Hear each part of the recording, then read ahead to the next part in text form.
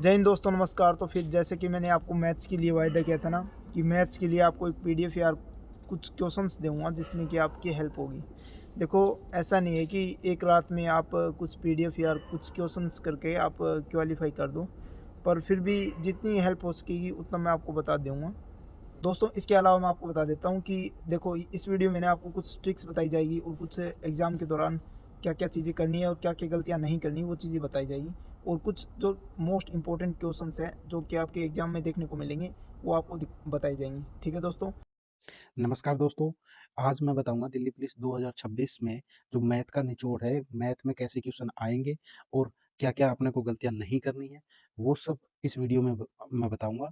इसलिए वीडियो को ध्यान से शुरू से लेकर एंड तक देखना है, ठीक है? इसमें सारे मोस्ट इम्पोर्टेंट क्वेश्चन रहेंगे, तो चलिए वीडियो को शुरू करते हैं। देखो, सबसे पहले तो कि हमें कौन-कौन सी गलतियाँ नहीं करनी चाहिए। जब एग्ज़ाम होता है, तो हमें ये गलतियाँ नहीं करनी है, ध्यान ध्यान रखना है इन गलतियों को। एक तो हमें जल्दबाजी नहीं करनी है बिल्कुल भी, ठीक है? बिल्कुल जल्दबाजी नहीं करनी है। एक ऑप्शन एलिमिनेशन एलिमिनेशन रखना है कि जैसे मान लो आपने सवाल निकाल दिया मैथ का, तो कई क्या बच्चे क्या गलती करते हैं कि सवाल निकालने के बावजूद भी ऑप्शन गलत भर देते हैं, ठीक है? तो वो आपको ध्यान रखना है। सवाल निकालने के बाद भी आपको अच्छे से टिक करके आना है, ठीक है? नंबर 3, एकदम रिलैक्स मूड में रहना है आपको, एकदम रिलैक्स। जब बैठो तो लंबी साँस लेके आराम से बैठना और आराम से ये सोचना कि हमारा पेपर बहुत ईज़ी रहने वाला है, ठीक है? और चौथी गलती ये कि क्वेश्चन टाइमिंग यानी एक मैथ का क्वेश्चन ऐसा आ जाता है कि जिस पर आप बहुत ज़्यादा टाइम दे देते हो 3 मिनट, 4 मिनट, तो ऐसा नहीं करना। अगर आपको एक बार में समझ में नहीं आ रहा है, तो उसको एक बार छोड़ दो, आगे चले जाओ, ठीक है? क्योंकि जब आगे टाइम बचेगा, तो आपको वो फिर दोबारा टाइम मिल जाएगा क्वेश्चन देखने के लिए। अच्छा, एक गलती होती है कि हम हिंदी में देख लेते हैं और कई बार क्या होता है कि अगर हम उसको इंग्लिश में देखें तो वो सवाल समझ में आ जाता है। तो आप सवाल को इंग्लिश टू हिंदी और हिंदी टू इंग्लिश आप चेंज कर सकते हैं, ठीक है? वो करने के बाद आप सवाल को आसानी से कर पाएँगे, ठीक है? अच्छा, एक और है कि हमें है ना, जैसे अपन बैठे हैं रिलैक्स मूड में, कहीं जागना नहीं है, टाइमिंग का ध्यान रखना है, ठीक है? और मतलब कि आगे वाला क्या कर रहा है, पीछे वाला क्या कर रहा है, ऐसा कुछ नहीं करना। अपने पेपर पर फोकस रखना है, ठीक है? और एकदम रिलैक्स मूड में करके आना है, ठीक है? तो चलिए, अब मैं आपको बताता हूँ कि जिन टॉपिकों में मतलब जितने भी टॉपिक है, उनमें कैसे हमारे क्वेश्चन रहने वाले हैं, ठीक है? किस प्रकार क्वेश्चन आएँगे, तो वीडियो को ध्यान से वॉच करना है। जैसे मान लो कि हमारा जो टॉपिक रहेगा वो अनुपात समानुपात का मान लो, ठीक है? पहला जो टॉपिक है अनुपात का, तो इसमें कैसे-कैसे क्वेश्चन आएँगे, मैं आपको बता देता हूँ। जैसे हमारे क्वेश्चन आते हैं कि एबीसी का अनुपात 1:2:3 है, ठीक है? और 1 साल बाद में ए क्या करता है, 50% उसमें वृद्धि कर देता है, ठीक है? 50% उसमें वृद्धि कर देता है, 1 सेकंड, ठीक है? और फिर उसके बाद में 2 साल बाद में 1 लाख रुपए का क्या होता है, लाभ होता है, यानी मुनाफ़ा होता है, प्रॉफ़िट होता है। तो फिर बताना है आपको कि 2 साल बाद में ए का हिस्सा कितना रहेगा, ठीक है? इस प्रकार क्वेश्चन आएँगे। अच्छा, और कैसे क्वेश्चन आएँगे, जैसे ये भी दे देता है कि ए और बी ने टोटल 5,000 रुपए है दोनों के पास में, ठीक है? ए का हिस्सा है, ए का हिस्सा वो 1/3 बी के 2/5 के बराबर है, ठीक है? तो ए का हिस्सा बताओ कितना होगा? तो ऐसे क्वेश्चन आएँगे, तो घबराना नहीं है, बिल्कुल ईज़ी टू मॉडरेट आ रहा है, ठीक है? ईज़ी टू मीडियम क्वेश्चन आएँगे आपके। हाल ही में अभी जो एग्ज़ाम हुआ है ड्राइवर का, ठीक है? ड्राइवर का एग्ज़ाम हुआ है, तो इसमें भी ईज़ी टू मीडियम क्वेश्चन आए हैं, ठीक है? तो घबराना बिल्कुल भी नहीं है। और अब आगे देखते हैं। अब मान लो कि दूसरा टॉपिक है हमारा लाभ और हानि। तो इसमें कैसे क्वेश्चन रहेंगे? लाभ और हानि में हमारे क्वेश्चन रहेंगे, जैसे मान लो कि 10 बुक हमने खरीदी है ₹100 में, ठीक है? और हम 9 बुक 80 के भाव में बेच रहे हैं, तो इसमें बताना है कि लाभ होगी कि हानि? इस टाइप के क्वेश्चन आपको करने हैं। और बता देता हूँ, जैसे कि मान लो कि एक विक्रेता है, वो क्या करता है, 20% छूट देने के बाद भी 10% का लाभ कमा लेता है, ठीक है? और मान लो विक्रेता ने वो जो अंकित किया था मूल्य, मान लो ₹1000 अंकित किया था वस्तु पर, तो आपको बताना है कि उसका क्रय मूल्य कितना होगा, ठीक है? इस प्रकार के क्वेश्चन आपको निकालने हैं। चलो अगला बता देता हूँ, अगले टॉपिक का, जैसे साधारण ब्याज का लेते हैं अपन, ठीक है? साधारण ब्याज में कैसे रहेंगे? ऐसे क्वेश्चन रहेंगे, जैसे 2 वर्ष में कोई राशि है वो ₹2200 हो जाती है और 4 वर्ष में वही राशि 2800 हो जाती है। तो इसमें आपको दर बतानी है कि कितनी किस दर से वो हुई। और क्वेश्चन बता देता हूँ साधारण ब्याज का, ठीक है, कि मान लो कि वह अपने मूलधन से 5 वर्ष में दोगुनी हो जाती है, ठीक है, तो आपको दर बतानी है, दर कितनी रहेगी, ठीक है। इस टाइप के क्वेश्चन आपको साधारण ब्याज में देखने को मिलेंगे। और ऐसे भी आते हैं कि 5 गुना 2 वर्ष में होती है, तो 4 वर्ष में कितनी गुना हो जाएगी, ठीक है। ये जो आता है ये साधारण ब्याज में नहीं पूछ के चक्रवृद्धि ब्याज में ज़्यादा पूछा जाता है, ठीक है। तो अगला मान लेते हैं, अगला टॉपिक है हमारा चक्रवृद्धि ब्याज का। इसमें किस प्रकार के क्वेश्चन रहेंगे, इसमें ऐसे ही क्वेश्चन रहेंगे कि 3 वर्ष में दोगुनी हो गई, तो 10 गुनी बतानी है कि कितने वर्ष में होगी, ठीक है। इस टाइप के आपको क्वेश्चन करने। और बता देता हूँ, जैसे महीने का अर्धवार्षिक पूछ लेता है, कैसे कि 5,000 मूलधन है कोई राशि, ठीक है, वो 2 वर्ष और 6 महीने के लिए ब्याज पर दी गई है, 20% दर दे दी, और जो ब्याज दर है वो अर्धवार्षिक है, ठीक है, अर्धवार्षिक। तो आपको ब्याज बताना है कितना हुआ। तो हम क्या करते हैं, अर्धवार्षिक ब्याज अगर दे रखी हो तो जो हमें समय दे रखा है उसका दोगुना कर देते हैं और दर क्या हो जाती है, आधी हो जाती है, ठीक है। इस टाइप के क्वेश्चन अपने को निकालने हैं। चलिए अगला टॉपिक लेते हैं। जैसे मान लो हमने ले लिया गति का, तो गति का भी ऐसे पूछ लेते हैं कि अब क्वेश्चन आया हुआ है ये ड्राइवर में कि बस बस और कार का मान लो अनुपात दे दिया कि 2:3 है, ये स्पीड का अनुपात है, ठीक है। और बोलता है कि 6 घंटे में जो बस है वो 100 किलोमीटर चल सकती है। तो बताओ कि कार है वो 3:3 है ना, तो 10 घंटे में कार कितनी चलेगी, ठीक है। इस टाइप के क्वेश्चन आपको देखने को मिलेंगे गति में। चलिए नेक्स्ट टॉपिक है एवरेज का, देखते हैं एवरेज का किस प्रकार रहेगा। एवरेज में इस प्रकार रहेगा, जैसे मान लो कि ऐसे पूछ लिया जाता है कि 20 छात्र है टोटल, ठीक है, और इनका वजन दे दिया जाएगा कि एवरेज जो वजन है वो 40 का है, ठीक है, और जो 50 इसमें से एक बालक एक छात्र 50 केजी का रिप्लेस कर दिया गया है, ठीक है, एक को निकाल के 50 केजी का रिप्लेस रिप्लेस कर दिया गया है। तो रिप्लेस करने के बाद में, ठीक है, यानी बदल दिया गया है, तो उसके बाद में नया एवरेज बताना है आपको कितना होगा, ठीक है। इस टाइप के क्वेश्चन आएंगे एवरेज से। और अब एचसीएम एलसीएम देखते हैं। एचसीएम एलसीएम में ऐसा होगा कि अ, ये दे देगा कि एक संख्या इतनी है, पहली संख्या, ठीक है, दूसरी संख्या दे देगा आपको, मान लो 10 दे दी, ये 20 दे दी, और एलसीएम दे देगा, ठीक है, एलसीएम मान लो 20 दे दिया, ठीक है, और तो एचसीएम पूछेगा, एचसीएम कितना होगा। इस टाइप के क्वेश्चन आएंगे। और इस टाइप के भी क्वेश्चन आएंगे इसमें कि जैसे 2, 5, 7 से विभाजित होने वाली छोटी से छोटी संख्या, छोटी से छोटी संख्या जिसमें शेष एक बचता हो, वह संख्या बताओ क्या होगी, ठीक है। इस प्रकार के क्वेश्चन आपको एचसीएम और एलसीएम में देखने को मिलेंगे। तो अगला टॉपिक देख लेते हैं, अगला टॉपिक मिश्रण का।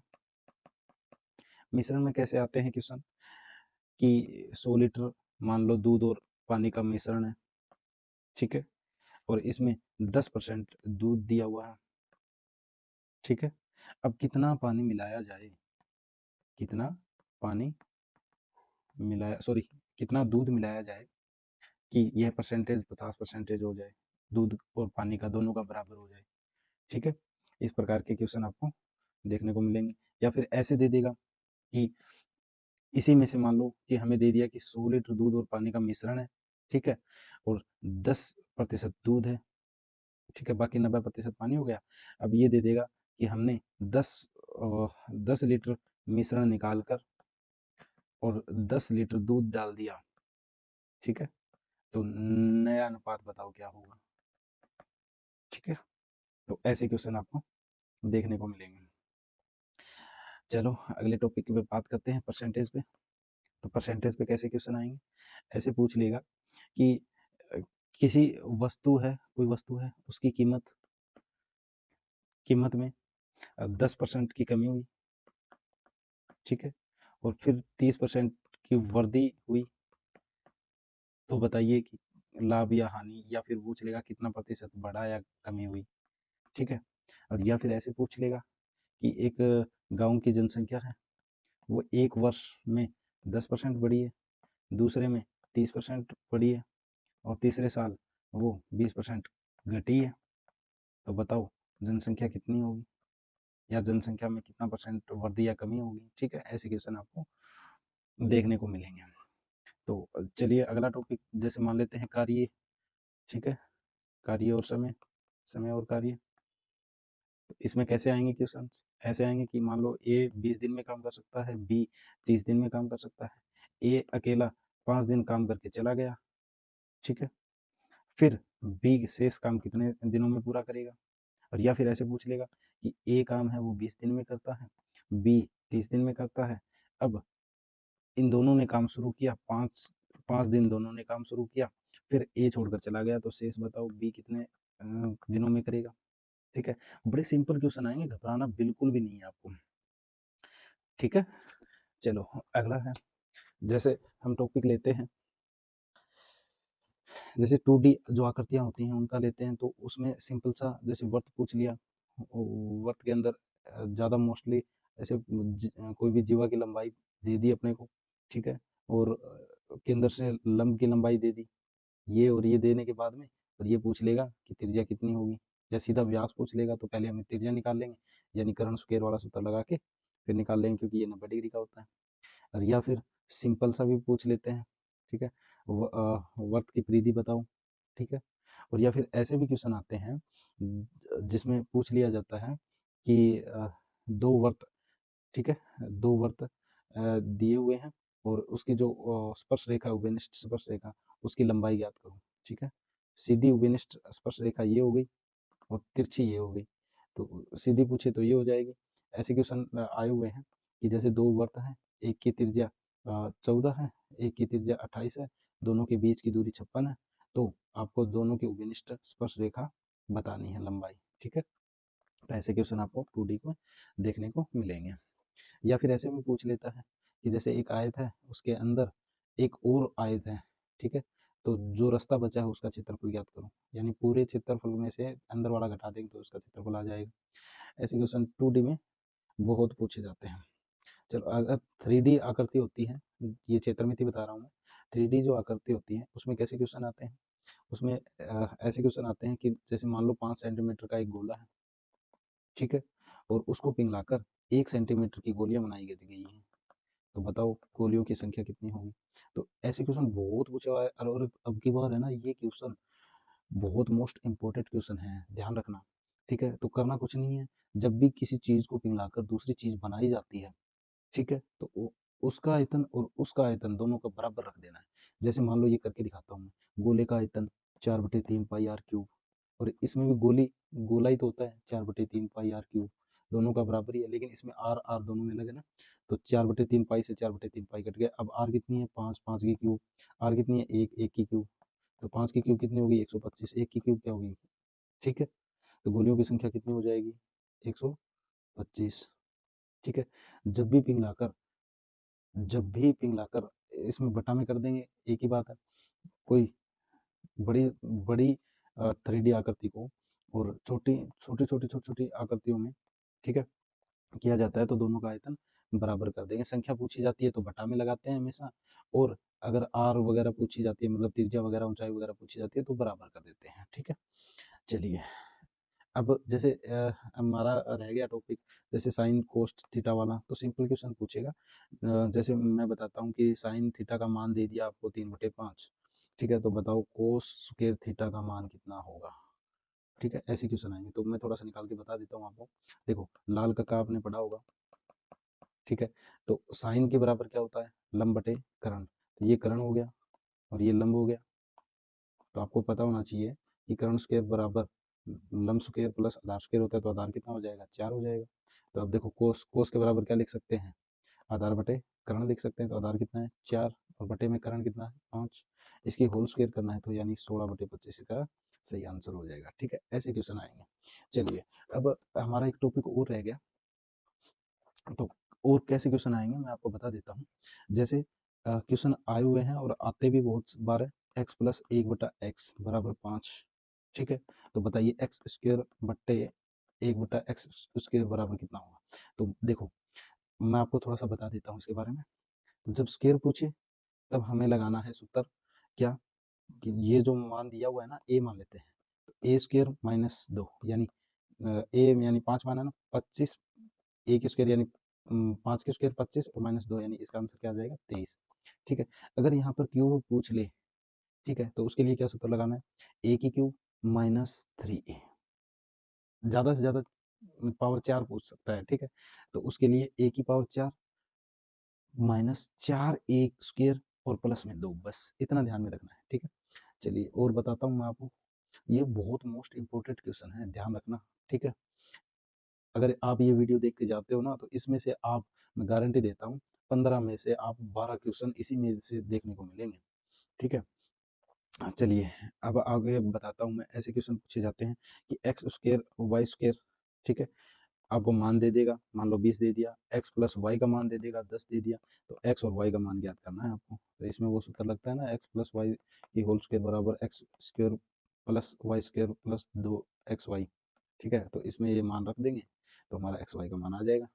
और ऐसे भी ये तो चलो 2 पावर 2 में ऐसे भी पूछ लेगा कि x plus y plus z बराबर 5 है, x square plus y square plus z square बराबर 9 है, तो आपको बताना है x y plus y z plus z x कितना होगा।